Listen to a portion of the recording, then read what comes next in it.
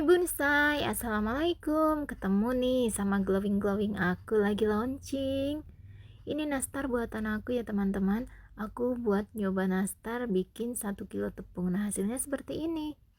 Oke, langsung aja. Di sini aku siapkan bahan-bahannya dulu. Di sini ada mentega dan bulben.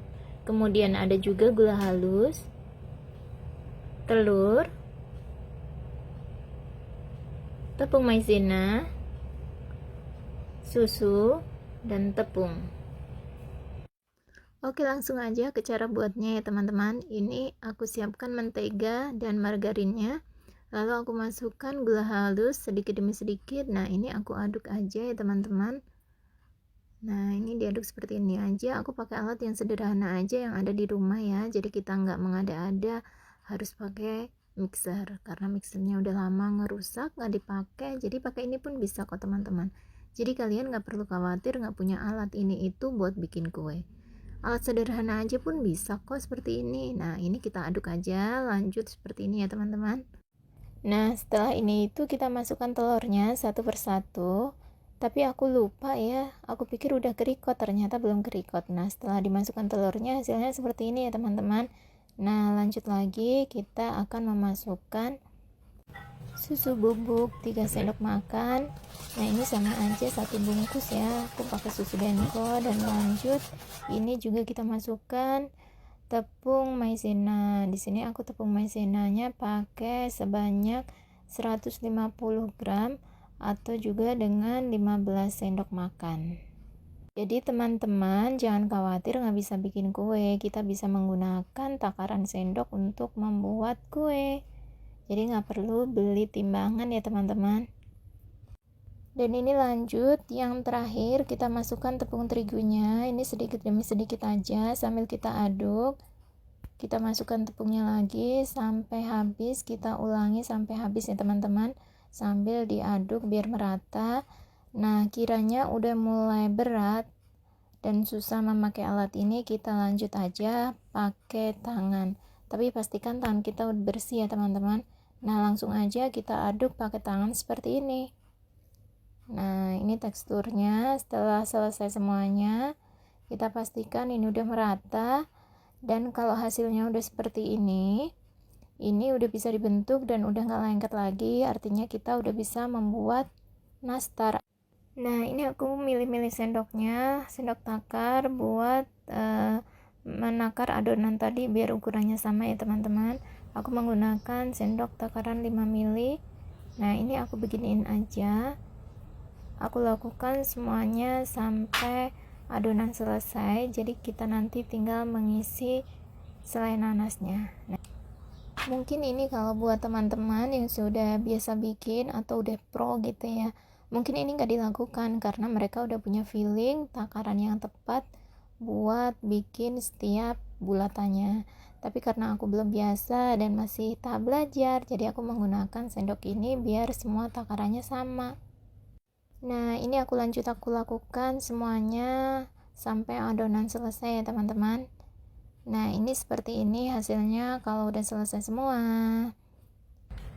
Nah, ini dia siap buat diisi selai nanas. Nah, lanjut aja kita pakai selai nanas yang kemarin aku bikin.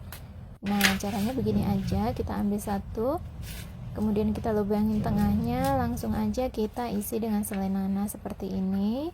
Kita agak rapikan sedikit, lanjut kita tutup aja, cubit-cubit sedikit seperti ini, dan kita bulat-bulat menggunakan kedua tangan kita. Pastikan tangan kita bersih ya teman-teman. Nah, begini aja dan hasilnya bulat seperti ini. Kita letakkan di atas loyang yang sudah aku olesin dengan margarin biar nanti kuenya nggak lengket. Nah, ini aku lanjut sampai semuanya selesai. Jadi aku isi selai nanas sampai selesai ya teman-teman. Just information, jadi kalau membuat nastar itu kita memerlukan waktu yang cukup banyak. Jadi sebisa mungkin semua pekerjaan yang lain udah beres, jadi kita tenang buat bikin kue. Nah, ini udah selesai semua ya teman-teman. 4 loyang udah selesai, langsung aku masukkan aja ke dalam oven yang sudah aku panaskan terlebih dahulu. Ini aku menggunakan oven yang sederhana aja, kita pakai kompor ya. Udah, kita masukkan aja di bagian atas dan di bagian tengah. Ini aku panggang selama total 30 menit, tapi setiap 15 menit aku harus menukar tempat, yang atas ke bawah dan yang bawah ke atas. Nah, ini aku tukar dulu ya teman-teman. Ini tujuannya biar matangnya merata, jadi nggak ada yang gosong. Jadi kita tukar. Nanti ini pun berlaku untuk panggangan berikutnya. Nah, ini setelah total sudah 30 menit, aku ambil aja dulu. Nah, kita keluarkan dari ovennya. Lanjut kita masukkan yang baru lagi di tengah dan yang di atas. Nah, yang udah kita keluarkan tadi siap kita olesi dengan telur. Ini aku cara membuat olesannya, aku pakai 3 buah telur kuning. Lanjut aku kasih minyak sebanyak 4 sendok makan, lalu juga pewarna kuning, pewarna makanan ya aku pakai. Lanjut aja kita aduk sampai merata. Nah, kalau udah seperti ini siap buat kita olesin. Nah, kita olesin seperti ini ya teman-teman. Ini adalah tahap yang sangat menguji kesabaran ya teman-teman. Kita melakukan satu persatu sampai semuanya selesai. Nah, ini udah mau selesai. 2 loyang. Ini sembari menunggu yang kita masukkan tadi ke dalam oven. Nah, ini gantian, yang di dalam aku keluarin dan yang sudah diolesin telur aku masukkan selama 10 menit.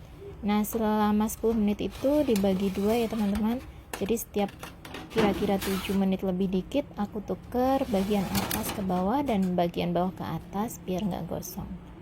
Nah, setelah total 10 menit semuanya, kita masukkan yang kedua berikutnya, yang udah diolesin telur juga kita masukkan.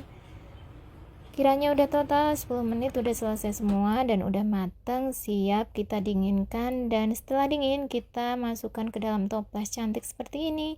Nah, udah kelihatan glowingnya kan. Nah, ini hasil aku membuat kue nastar ya teman-teman. Kalau kalian pengen nyoba, silahkan coba. Semoga bermanfaat video ini buat teman-teman. Sudah selesai dan nah ini siap kuenya buat sajian di Hari Raya Idul Fitri. Selamat menyambut Hari Raya Idul Fitri bersama keluarga ya teman-teman. Mohon maaf lahir dan batin dari aku. Terima kasih. Assalamualaikum.